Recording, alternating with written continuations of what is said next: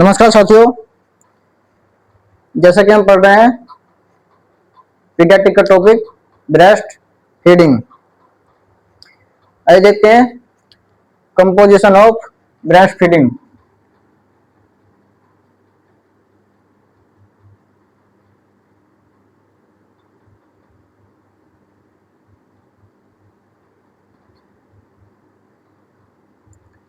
Composition of breast milk. Breast milk में क्या क्या कौन सा कंपोजिशन होता है। सबसे पहले हम बात करते हैं कोलेस्ट्रम।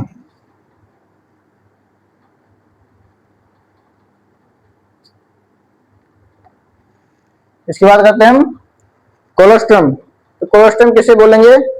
जो मिल्क जो है फर्स्ट 3 डेज सीक्रेट होता है, सीक्रेट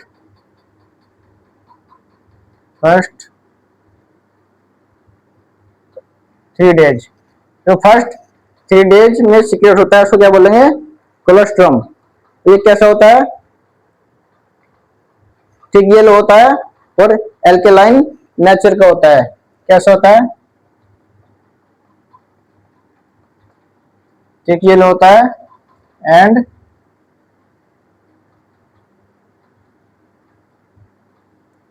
एल्केलाइन नेचर होता है। और इसमें क्या प्रेजेंट होता है? Vitamin A, D, E, K and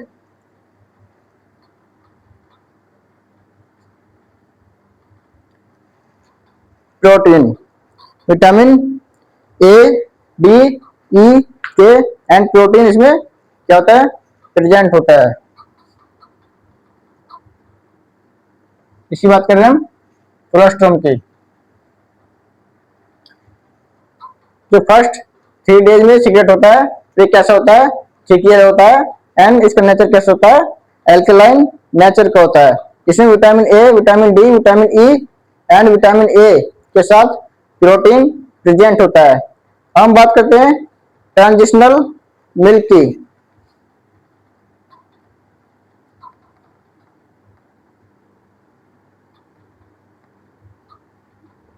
transitional milk ये कब से सीक्रेट होता है? After 3 days to 2 week। Delivery के 3 दिन के बाद से और 2 हफ्ते तक जो मिल्क आता है उसे क्या कहते हैं? ट्रांजिशनल मिल्क कहते हैं। इसमें high fat and sugar present होता है। हाई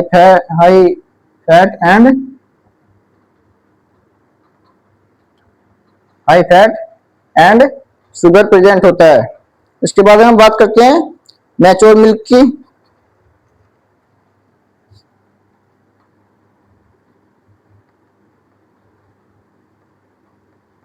मैच्योर मिल्क किसे बोलेंगे? सीक्रेट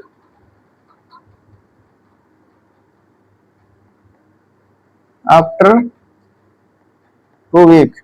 जो 2 हफ्ते के बाद जो मिल्क आता है उसे क्या कहते हैं? मैच्योर मिल्क कहते हैं। और इसमें सारे न्यूट्रिएंट्स अवेलेबल होते हैं। और कैसा होता है? वाटरी मिल्क होता है। कैसा होता है? वाटरी मिल्क होता है एंड ऑल न्यूट्रिएंट्स अवेलेबल होते हैं। Contain all nutrients. All nutrients contain होते हैं किसमें? नेचुरल मिल्क में, जो कि डिलीवरी के 2 हफ्ते के बाद से शुरू होता है। जो फर्स्ट 3 डेज होता है उसको कोलेस्ट्रम बोलते हैं। Thick yellow and alkaline nature का होता है। इसमें vitamin D, vitamin A, vitamin के एंड प्रोटीन प्रेजेंट होता है। ट्रांजिशन मिल्क कब से शुरू होता है? After 3 days to 2 week।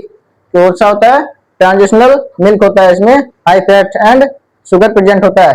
Natural milk की बात करें तो नेचुरल मिल्क कब से शुरू होता है? After 2 week। आफ्टर 2 week कौन सा होता है? Natural milk. इसमें ये कैसा होता है, वाटरी मिल्क होता है और इसमें ऑल न्यूट्रिएंट्स प्रेजेंट होते हैं। उसके बाद में अगर बात करें प्रीटर्म मिल्क की,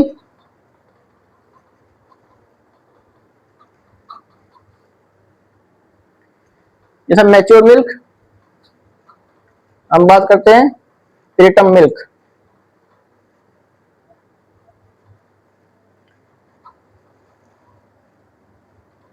कौन सा नंबर का, नंबर देख लेना आप।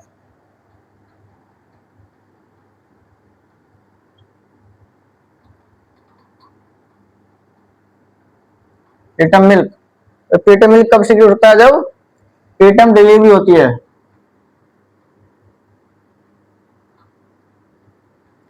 प्रीटर्म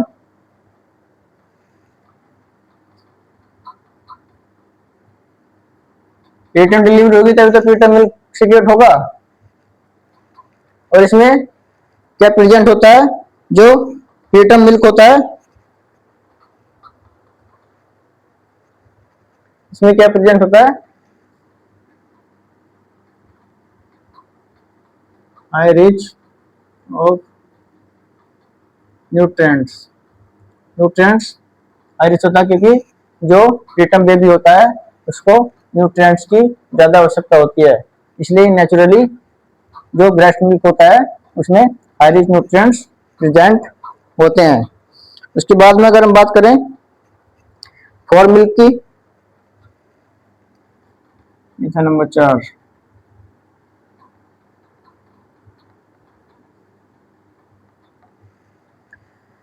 फॉर मिल्क देखते हैं। फॉर मिल्क में क्या होता है, कब ये सीक्रेट होता है फॉर मिल्क, जो रेगुलर ब्रेस्ट फीडिंग, जो रेगुलर ब्रेस्ट फीडिंग में सबसे स्टार्टिंग में जो मिल्क आता है, रेगुलर ब्रेस्ट फीडिंग कराते हैं तो स्टार्टिंग में जो मिल्क आता है, स्टार्टिंग में जो मिल्क आता है उसे कहते हैं फॉर मिल्क कहते हैं। क्या कहते हैं इसको, फॉर मिल्क कहते हैं। और एक होता है कौन सा, hind milk.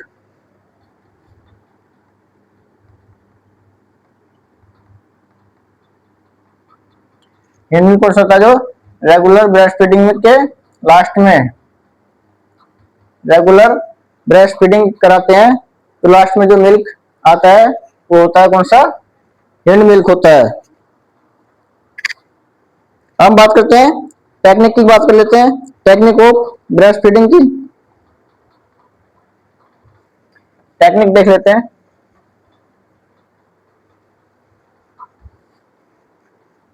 Technique of breast feeding, breast feeding कराने की क्या क्या टेक्निक है, किस तरह से कराते हैं, ये विशेष ध्यान रखने योग्य बातें हैं, एग्जाम की दृष्टि से भी और प्रैक्टिकल की दृष्टि से भी। Technique of breast feeding,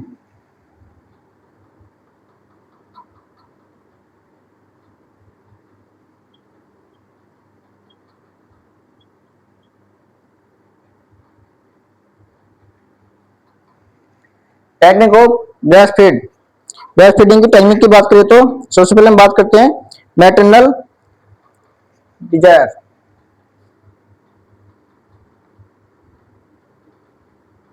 maternal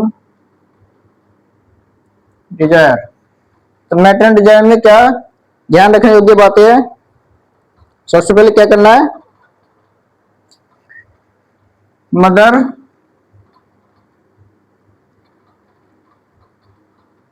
wash the hand, mother wash the hand and clean the nipple and clean the nipple with lukewarm water। क्या करना है, सबसे पहले मदर को हैंड वॉश करना है एंड क्लीन करना है निप्पल को, किससे, लुकवार्म वाटर, हल्के गर्म पानी से क्या करना है, निपल को क्लीन करना है। उसके बाद पोजीशन, मतलब क्या करना, पोजीशन लेनी है। पोजीशन की अगर बात करें, कौन कौन सी पोजीशन होती है, सेमी रिक्लाइन पोजीशन या सेमी सीटिंग पोजीशन की हम बात करेंगे। क्या सेमी रिक्लाइन पोजीशन या semi seating.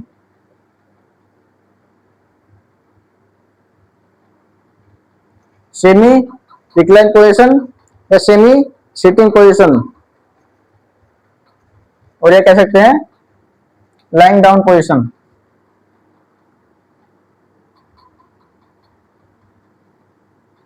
Lying down position, एक पोजीशन होती है किसकी, ब्रेस्ट फीड कराने की।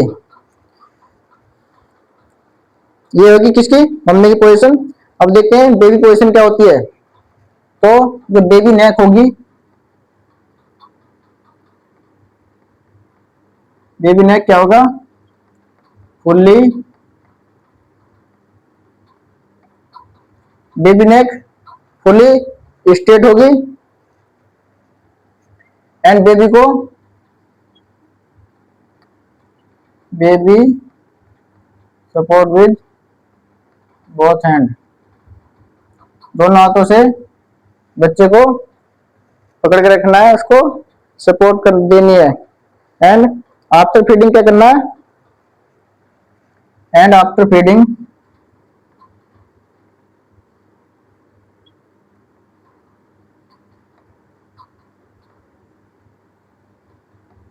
बर्फ द बेबी। आफ्टर फीडिंग क्या करते हैं, बर्फ द बेबी। बर्फ की हम बात करें तो बर्फ क्या होता है, जो कि ब्रेस्ट फीडिंग कराने के बाद क्या करते हैं, टैपिंग करते हैं, tapping the back side of baby.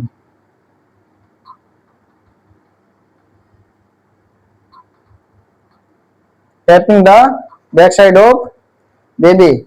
ये टैपिंग क्यों करते हैं, आम भाषण में कहते हैं कि बच्चे को क्या करना है, डकार दिलवानी है। ये किससे प्रिवेंट करता है, ब्रेस्ट मिल्क होता है क्या, रेजिजिटेशन हो जाता है। क्या होता है, रेजिजिटेशन, ब्रेस्ट मिल्क का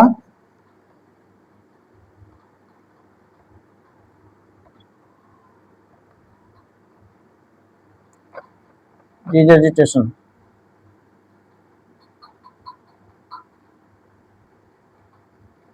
रेजिजिटेशन हो जाता है। रेजिजिटेशन क्यों हो जाता है, तो क्या क्या होता है, जो उसके जो है एस्पिरेट करने के चांस होते हैं। क्या होता है, एस्पिरेट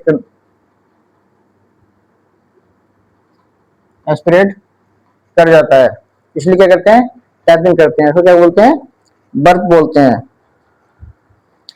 हम बात करते हैं एक्सप्रेस्ड ब्रेस्ट फीडिंग की।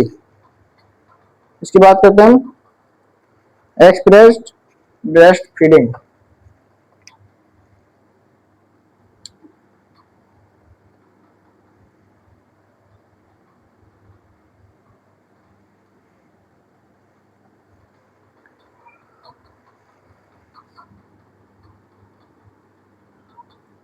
एक्सप्रेस्ड ब्रेस्ट फीडिंग,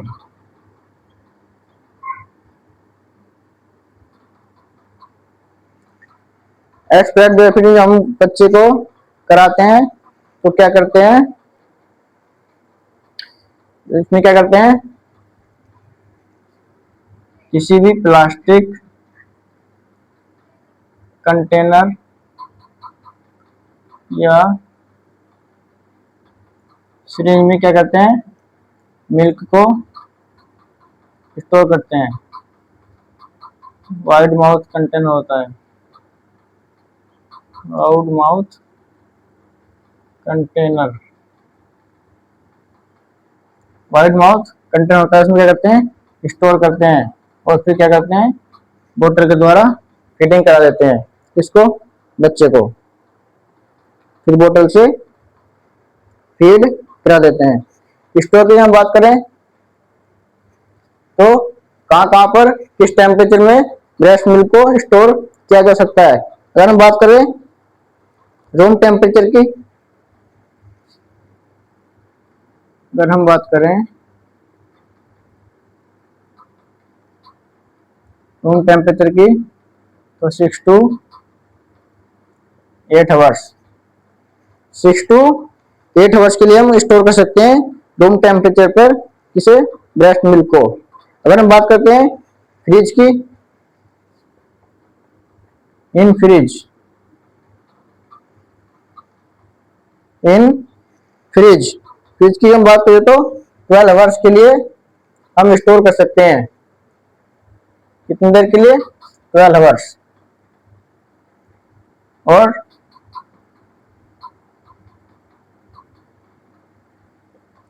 अगर हम बात करें डीप फ्रिज की, तो डीप फ्रिज में कब तक ब्रेस्ट मिल्क को स्टोर कर सकते हैं, तो ब्रेस्ट डीप फ्रिज में कब कर सकते हैं, 3 मंथ तक,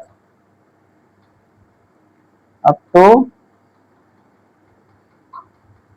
3 मंथ, कितने, -20 डिग्री सेल्सियस पर, कितने पर, -20 डिग्री सेल्सियस पर स्टोर कर सकते हैं, कितने टाइम तक, 3 मंथ तक। तो ये था अपना ब्रेस्ट फीडिंग टॉपिक, यहाँ पर अपना कंप्लीट होता है। अगली क्लास में नए टॉपिक के साथ एक जानदार शानदार सेशन के साथ फिर से हाजिर होंगे। तब तक के लिए धन्यवाद, नमस्कार।